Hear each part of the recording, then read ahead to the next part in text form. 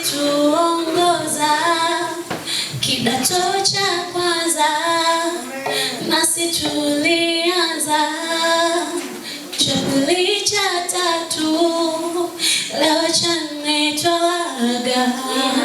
Ngoma imevuma sitaki kapasuka, tunawaaga ndugu wapendwa. Ngoma imevuma sitaki kapasuka, tunawaaga ndugu wapendwa. Bye bye bye bye, hallelujah bye. Binadamu kutana si milima, machozi yanatoka uchungu sana. Binadamu kutana si milima, machozi yanatoka uchungu sana.